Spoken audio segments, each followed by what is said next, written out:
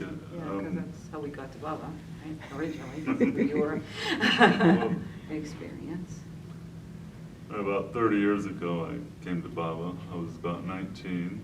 I was coming out of a crazy teenagehood, you know. And then I've been separated from my mother, my natural mother, for 12 years, so that's what brought me back, or through Myrtle Beach, sorry. But on the way up here, I had a profound conversation with the universe, let's call it. And I said, I need to know what's here, or else this is it, because I've had a lot of trouble in the past, and I'm just done, just completely done. So about a month after I got here, I was at my aunt's house eating dinner one night, and she had invited a Baba lover to dinner, who in turn invited me to her apartment. So when I went to her apartment, as soon as I walked in the door, there was a bureau, and Baba's picture was laying on it, and it just stood right up. Said, hello. So I was like, oh, what is that? You know, I was really curious at the time. I had done a lot of my own personal spiritual things, you know, before this. I grew up Protestant, but I didn't really believe in a church because I knew God wasn't in the church. I knew He was within. So at that point, it took about a month later, after I had been introduced to who He was, I had a very profound experience of meeting Baba, and it stems from the portrait of him in the chair that's in the lagoon cabin, where he's sitting in the chair with both arms on the armrest. And so through a dream, it came that I saw Baba at a distance in the chair, and two beings brought me to him, and I felt naked at the moment. You know, I was just bare. And Baba lifted his left hand off the armrest, and then I grabbed his left hand with my left hand, and then I locked eyes with Baba, and I was blissed out, boom, just like that, just gone. And, I mean, as nobody can put into words, the profoundness of that love is beyond anything. So that morning, I went and met Kitty Davy, and I told her my story, and she said, oh, you're very fortunate. And then at that time, I was a classical guitarist, so she wanted me to play something for her. So I sat knee to knee with her. And it was very difficult to play for her because I was very nervous because I could feel her presence and power. But I did. And then she goes, well, you must practice very, very hard if you want to be professional.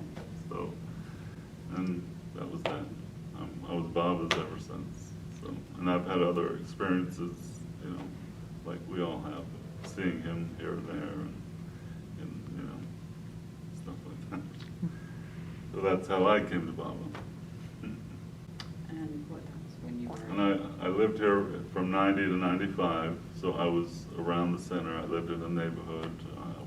Fortunately, I was able to help build the Laurel Oak cabin because I was a carpenter at that point. So Baba allowed me to do that during my time here. So everything else I'm grateful for. So, I don't know what. Go ahead. Oh, good. Thanks, babe. Let's see. I grew up as a young girl as a Roman Catholic, and I always felt very connected to Jesus and that spirit, but never really connected with the church. So even though I went to Catholic school and everything, it just never really resonated for me.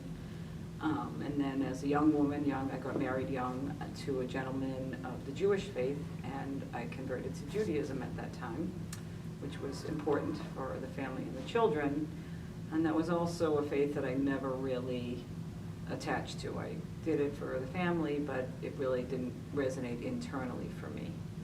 And so I started having my own sort of spiritual path at that time, where I would speak to God on my own, and I had some growth through that, through yoga and different sort of that Indian type traditions.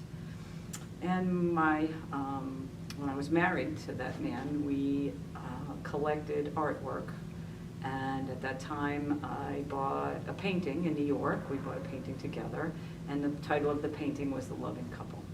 And I always loved that painting, and I had it hanging in my home, in my kitchen, so I saw it every day, and it just really made me feel great. And I loved the painting. And we were married, and then we ultimately divorced, and we have 3 wonderful children, so I'm so grateful for having had those young ladies. They're just awesome.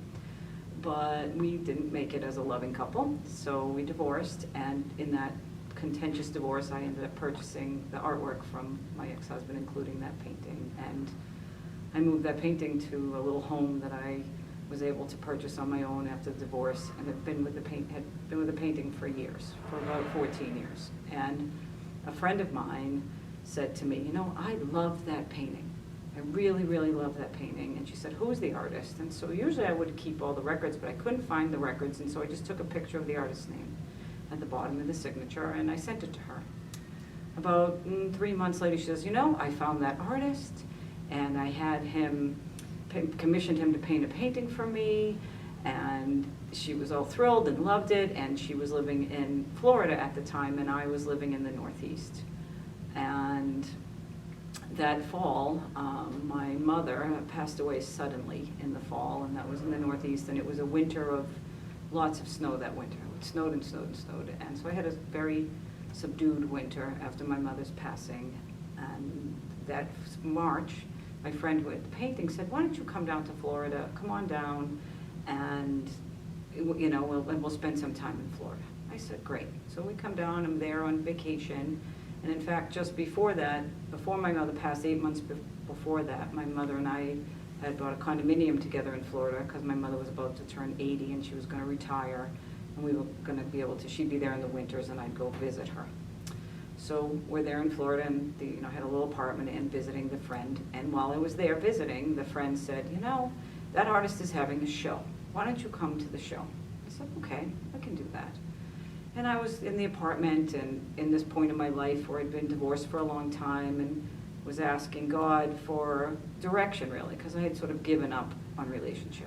I had really just given up. I said, you know, whatever you can show me, I would like to see, and I'll be willing to receive whatever you show me, but, you know, and I had a list of what I thought was important to me at the time, and one of them, the most important part, was that I was looking for a partner who was on a spiritual path, who that was where their motivation was for life. And I was looking for that, and I had other things on the list that they had to be part Native American. Don't know where that came from. I said, okay.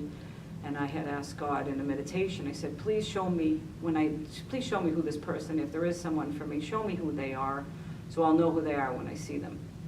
And so in that meditation, I got just this portion of someone's face right here, up the eyes, very strongly, and the eyes came this close to my face, and strong. And I was a little bit taken aback in the meditation how strong it really was.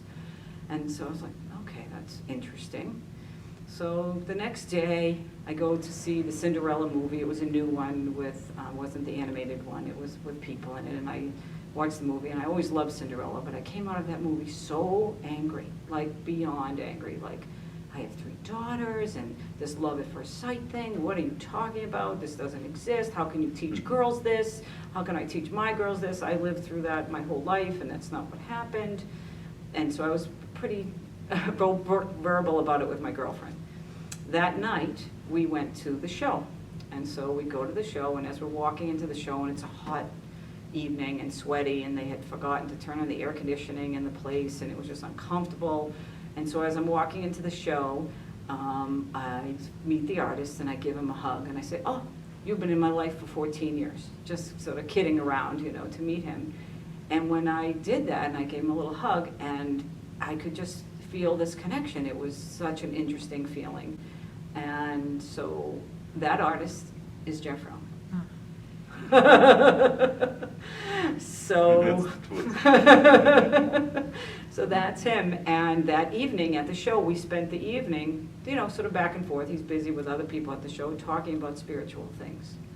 And every time I'd walk away from him, I had this feeling bubble up inside of me, a knowing, and I heard the words, "I love you," come right up and out of my mouth.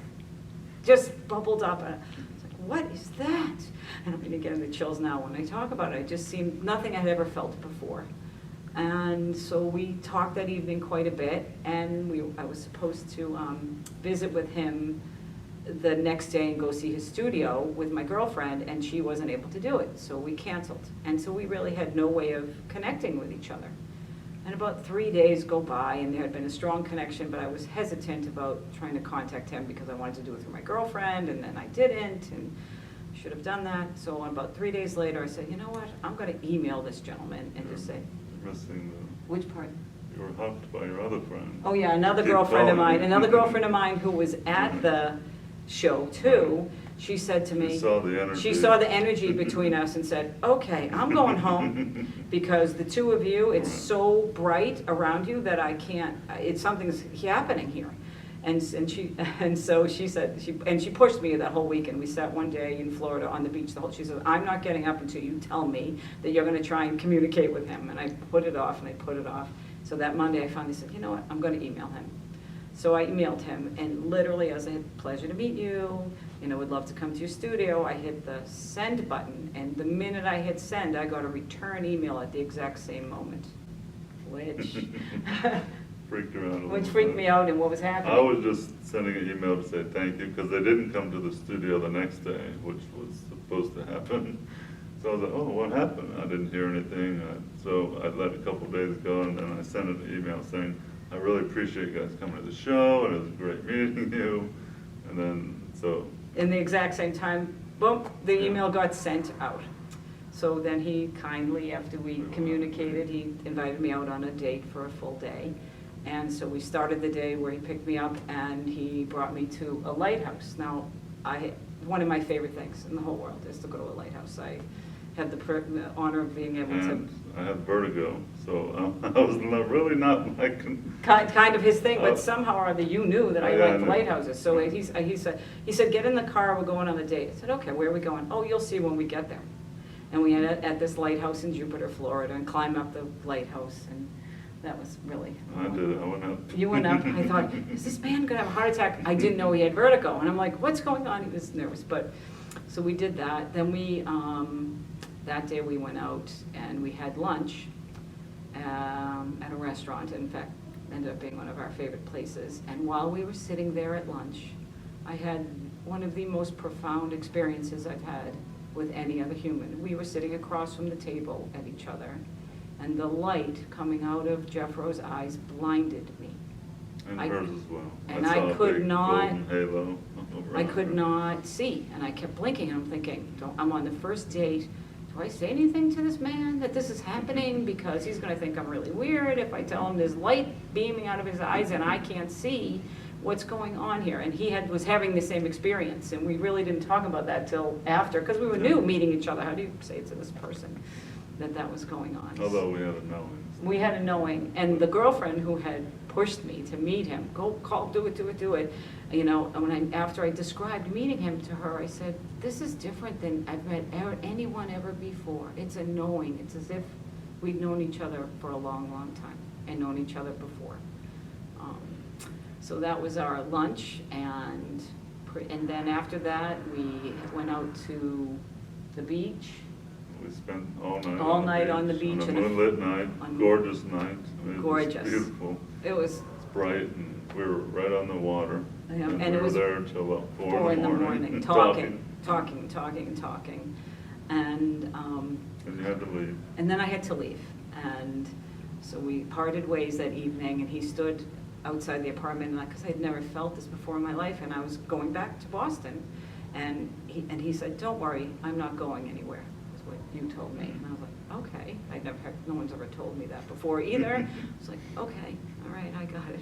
So I get to Boston, and then I'm there maybe a day, and I get a call from him, and he says, well, this might sound crazy, but I'm gonna fly right there, right now. I'm coming right now. I'm gonna come right now to Boston. And then I said, well, unfortunately, I won't be in Boston, I'm moving to New Orleans. One of my daughters, with my daughter, was working in New Orleans, starting a business in New Orleans, and I was moving down there to help her with the business. And he said, well, I'm gonna come to New Orleans then. And I arrived in New Orleans a bit before him, and before we were there, we had this one evening, it was actually Easter Sunday that year. Oh, yeah. And it was also a full moon that night, and we talked on the phone for 16 hours straight. 3 cell phone charges. Charges for both of us, in order to be able to talk with each other. Right. And then he came to New Orleans, and within being there maybe a week or two, we just basically said, we're gonna get married. Yeah.